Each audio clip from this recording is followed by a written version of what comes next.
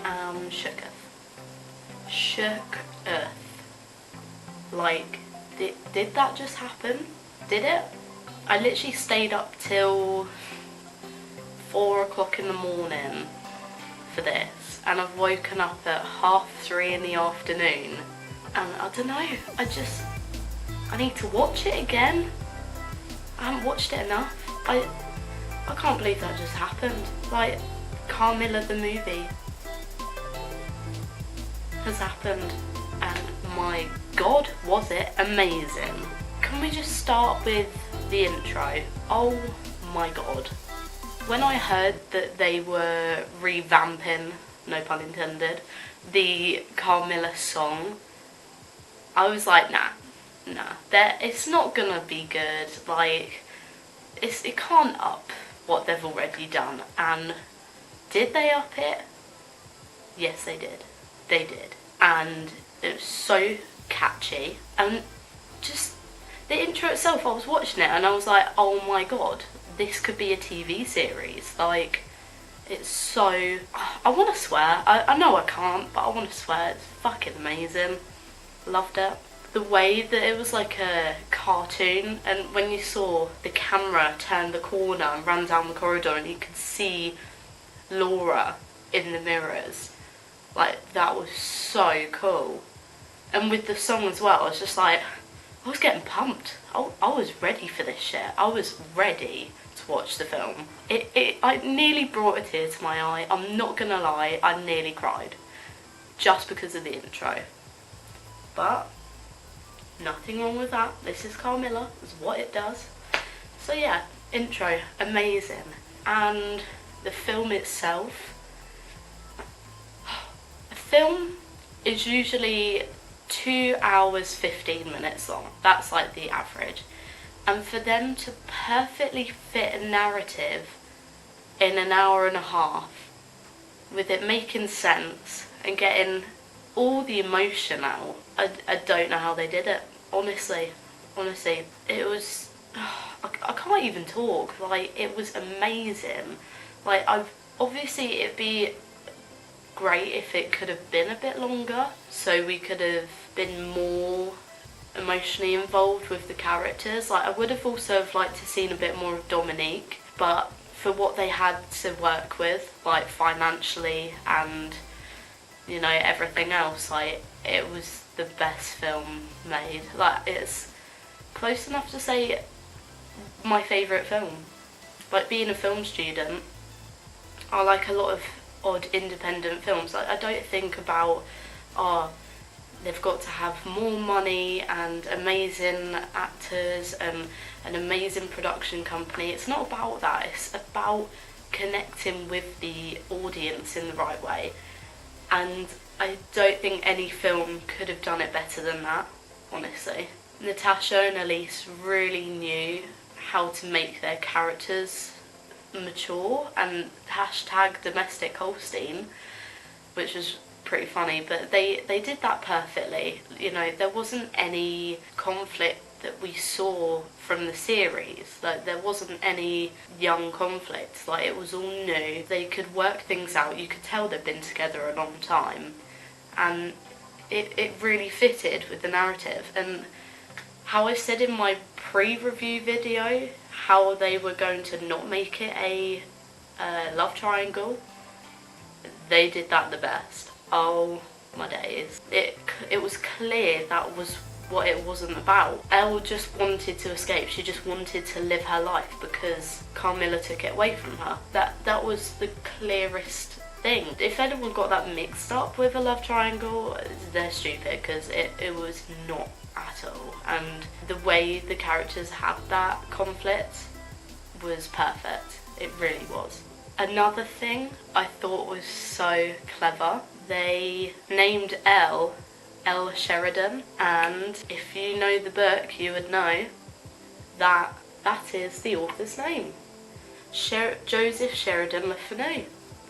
And I thought that was so clever. Like, as soon as I heard Miss Sheridan, I was like, no way, no way. They stuck that in, they snuck that in. I wonder how many people did know that. If you knew that, comment below, because oh no, who's also read the novel, who's interested in the original story. I thought that was great. They snuck a few odd things in there and I thought it was really clever how they did it because it wasn't obvious, like it was very subtle. Another thing, showing us Danny was going to be back in it, I thought that was great. But Matty, I had no idea she was going to be back. None at all. Like, when it showed her in the flashback, I was like, oh yay, they brought Matty back for a flashback. It's really nice to see a character back in it. But then the end, I was like, no shit, no way. They snuck her.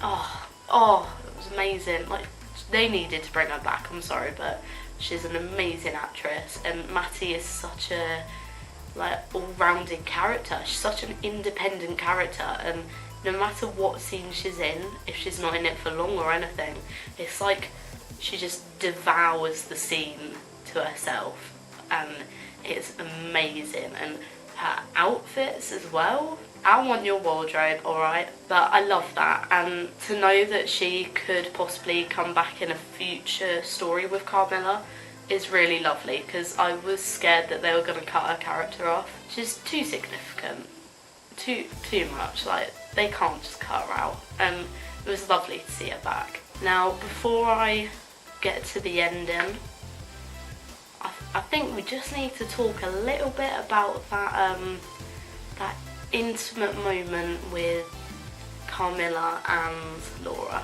And all I have to say is, really, well, I'm gonna elaborate obviously, but the one thing I mainly have to say is, Pretty Little Liars, that is how you do a sex scene, alright?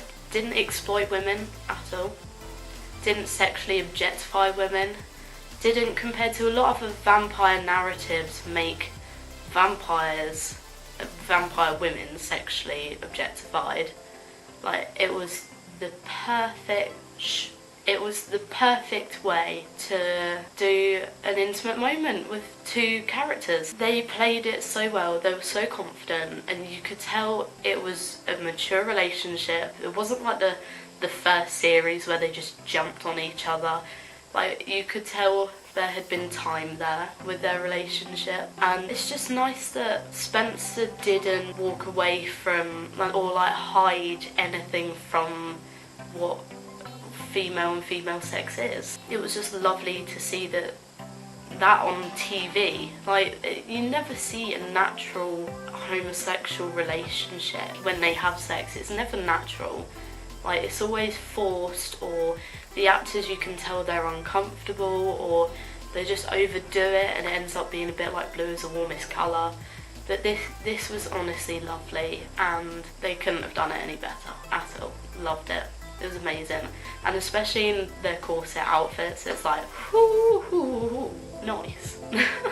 So anyway, yeah, the ending, couldn't have ended any better.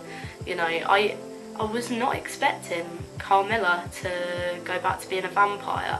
I mean, obviously when she lost her vampireness in like season 3, everyone wasn't happy, but it's nice that it's back, and it's obviously a surprise.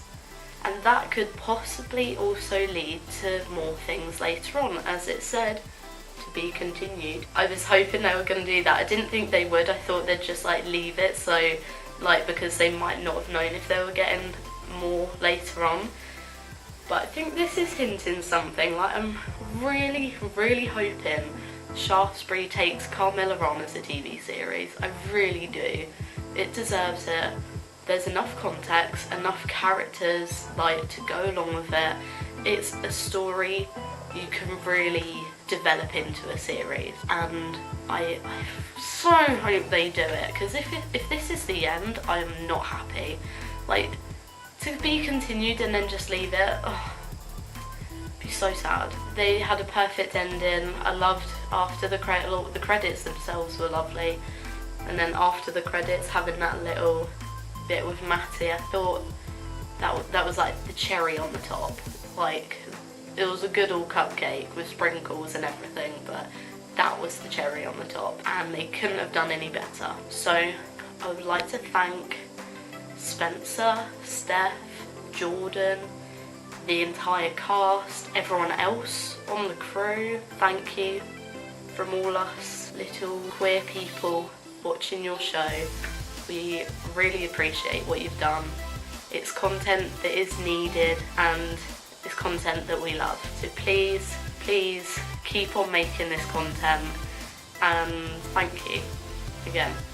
It was lovely. So if you like this video, please give it a like and subscribe, and comment down below your favourite things about the film. I would love to hear them.